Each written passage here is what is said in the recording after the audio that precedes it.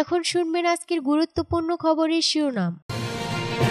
কাশ্মীরে হামলা, ভারত ও পাকিস্তানের সেনাদের মধ্যে গুলি বিনিময়। কিয়েভে হামলায় আমি খুশি নই ট্রাম্প।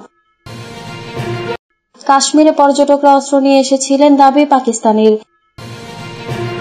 গাজায় ইসরায়েলি হামলায় নিহত আরো 60 ফিলিস্তিনি। ভারত পাকিস্তানকে ধৈর্য ধরতে বললেন জাতিসংঘ মহাসচিব। পাকিস্তানে বিস্ফোরণ, নিহত 3। কাশ্মীর হামলা, মোদিকে ফোনে যে বার্তা দিলেন নেতানিয়াহু। কাশ্মীরে হামলা, ভারত ও পাকিস্তানের সেনাদের মধ্যে গোলাগুলি। কাশ্মীরের নিয়ন্ত্রণ রেখা এলওসি বরাবর বিভিন্ন স্থানে গতকাল বৃহস্পতিবার রাতে পাকিস্তান গুলি চালিয়েছে বলে দাবি করেছে ভারতের কয়েকটি সামরিক সূত্র। এসব সূত্রের ভাষ্য, এগুলির জবাবে পাল্টা গুলি ছুড়েছেন ভারতীয় সেনারা। সূত্রগুলো বলেছে, গোলাগুলির এই ঘটনায় কোনো হতাহতর খবর পাওয়া যায়নি। একটি সূত্র বলেছে, নিয়ন্ত্রণ রেখার কয়েকটি স্থানে ছোট আকারে গোলাগুলির ঘটনা ঘটেছে। পাকিস্তানের তরফে প্রথম গুলি ছোড়া হয়েছে, তাদের এগুলি বর্ষণের উপযুক্ত জবাব দেয়া হয়েছে। গত মঙ্গলবার ভারত নিয়ন্ত্রিত জম্মু ও কাশ্মীরের জনপ্রিয় পর্যটন কেন্দ্র পহেলগামে বন্দুকধারীদের হামলায় অন্তত 26 পর্যটক নিহত হয়েছেন। আগের দিন ভারত যেসব পদক্ষেপ নেয় সেগুলোর মধ্যে গুরুত্বপূর্ণ ছিল সিন্ধু পানি চুক্তি স্থগিতের ঘোষণা। এর জবাবে পাকিস্তান গতকাল হুঁশিয়ারি দিয়ে বলেছে, ওই চুক্তি অনুযায়ী পাকিস্তান যে পানি পাবে তার প্রবাহ থামানো বা অন্যদিকে নেয়ার চেষ্টা যুদ্ধের শামিল হবে বলে বিবেচনা করা হবে। এ পানির প্রবাহ রক্ষায় পূর্ণ শক্তি প্রয়োগের ঘোষণা দিয়েছে দেশটি। নরেন্দ্র মোদী আরো বলেন, এই সন্ত্রাসীদের যত সামান্যই ভূমি থাকুক না কেন, এখনই সময় এসেছে তা ধুলোয় মিশিয়ে দেওয়ার। 140 কোটি ভারতীয়র ইচ্ছাশক্তি এই সন্ত্রাসীদের মেরুদণ্ড ভেঙে দেবে। কিয়েভে হামলায় আমি খুশি নই ট্রাম্প। মার্কিন যুক্তরাষ্ট্রের প্রেসিডেন্ট ডোনাল্ড ট্রাম্প ইউক্রেনের রাজধানী কিয়েভে রাশিয়ার প্রাণঘাতী হামলার ঘটনায় গভীর উদ্বেগ প্রকাশ করে বলেছেন, এই হামলায় তিনি খুশি নন। এ সময় তিনি রুশ প্রেসিডেন্ট ভ্লাদিমির পুতিনকে যুদ্ধ বন্ধের আহ্বান জানান, তবে রাশিয়ার বিরুদ্ধে অতিরিক্ত কোনো পদক্ষেপ নেওয়া হবে কিনা সে বিষয়ে কিছু বলেননি। শুক্রবার ব্রিটিশ সংবাদ মাধ্যম বিবিসি তাদের এক প্রতিবেদনে এই খবর জানিয়েছে। খবরে বলা হয়, বৃহস্পতিবার গভীর রাতে চালানো এসব হামলায় অন্তত 12 জন নিহত এবং বহু মানুষ আহত হয়েছেন। গত বছরের জুলাইয়ের পর কিয়েভে এটি সবচেয়ে বড় প্রাণঘাতী হামলা। এ ঘটনার পরপরই সামাজিক যোগাযোগ মাধ্যম ট্রুথ সোশ্যালে এক পোস্টে ট্রাম্প লেখেন, এই হামলা চালানোর প্রয়োজন ছিল না, আমি এতে খুশি নই। ভ্লাদিমির, থামুন, প্রতি সপ্তাহে 5000 সেনা মারা যাচ্ছে, আসুন শান্তি চুক্তি সম্পন্ন করি। তিনি আরো জানান, তিনি ইউক্রেন যুদ্ধ বন্ধে দুই পক্ষের উপরেই জোরালো চাপ প্রয়োগ করেছেন। এই হামলা এমন এক সময়ে ঘটল যখন ইউক্রেন ও রাশিয়ার মধ্যে শান্তি চুক্তি প্রতিষ্ঠার চেষ্টা চলছে, যা ট্রাম্প তার নির্বাচনী প্রচারের দ্রুত বাস্তবায়নের প্রতিশ্রুতি দিয়েছিলেন। কাশ্মীরে পর্যটকরা অস্ত্র নিয়ে এসেছিলেন, দাবি পাকিস্তানের। পাকিস্তানের উপপ্রধানমন্ত্রী ও পররাষ্ট্রমন্ত্রী ইসহাক দার দাবি করেছেন, কাশ্মীরের শ্রীনগরে কিছু পর্যটক অস্ত্র নিয়ে এসেছিলেন, সে প্রমাণও গোয়েন্দা তথ্য ইসলামাবাদের কাছে আছে। বৃহস্পতিবার প্রতিরক্ষা মন্ত্রী খাজা আসিফ এবং অন্যান্য মন্ত্রীর সঙ্গে এক সংবাদ সম্মেলনে দাবি করেন তিনি। এছাড়া ইসহাক দার ভারতের প্রতি আহ্বান জানিয়েছেন, পহেলগাম হামলায় পাকিস্তানের জড়িত থাকার যে দাবি তারা তুলেছে তার প্রমাণ বিশ্ব সম্প্রদায়ের সঙ্গে ভাগ করে নিতে। তিনি বলেন, ভারতীয় গোয়েন্দা সংস্থাগুলো ওই লোকেদের শ্রীনগরে আটকে রেখেছেন। পররাষ্ট্রমন্ত্রী বলেন, ভারতীয় গোয়েন্দা সংস্থাগুলো পর্যটকদের সমর্থন করছে, যারা ইম্প্রোভাইজড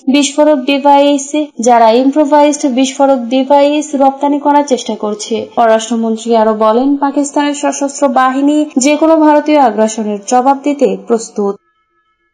গাজায় ইসরায়েলি হামলায় নিহত আরো 60 ফিলিস্তিনি। ফিলিস্তিনের অবরুদ্ধ গাজা ভূখণ্ডে ইসরায়েলি হামলায় একদিনে 60 জনেরও বেশি ফিলিস্তিনি নিহত হয়েছেন। আহত হয়েছেন আরো 150 শতাধিক। এদিকে গাজায় এদিনের হামলায় একই পরিবারের 12 সদস্য নিহত হয়েছেন।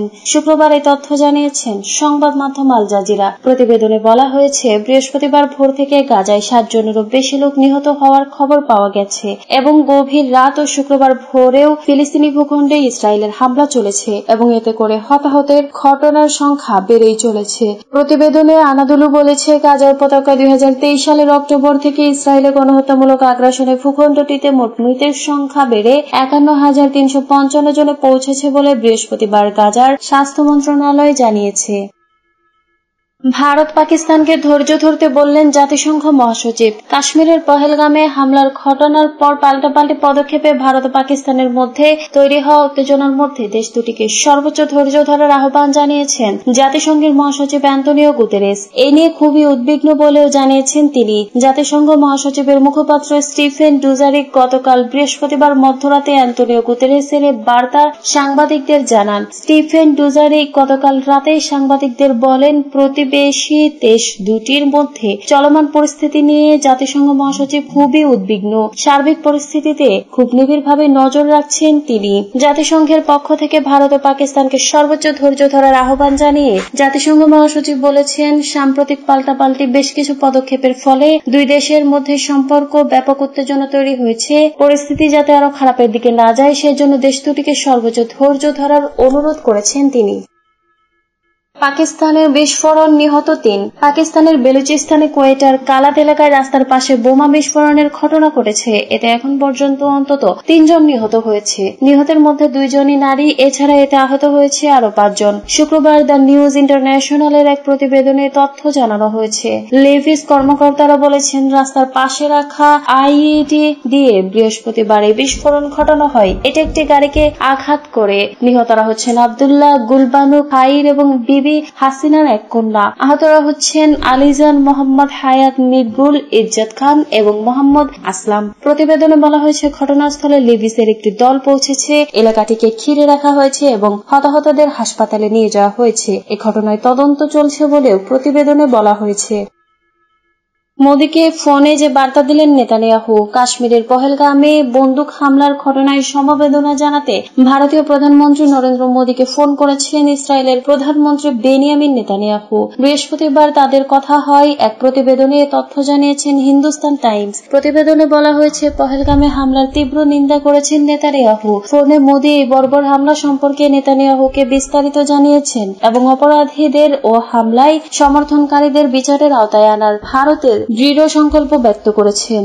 হামলার পরদিন বুধবার প্রতিবেশী দেশটির নাগরিকদের ভিসা বাতিল ও সিন্ধু পানি চুক্তি স্থগিত সহ বেশ কিছু পদক্ষেপ নেয় ভারত। ভারতের পদক্ষেপের জবাবে পাকিস্তানও কিছু কঠোর পদক্ষেপ নিয়েছে। ভারতীয়দের ভিসা বাতিল, দেশটির সঙ্গে বাণিজ্য স্থগিত, ভারতের বিমানের জন্য আকাশসীমা বন্ধ সহ বুধবার বেশ কয়েকটি পাল্টা পদক্ষেপের ঘোষণা দিয়েছে ইসলামাবাদ। পাল্টাপাল্টি এসব পদক্ষেপে দেশ দুটির মধ্যে নতুন করে উত্তেজনা দেখা দিয়েছে, যা হয়তো সামরিক সংঘাতে গড়াতে পারে বলে শঙ্কা করা হচ্ছে।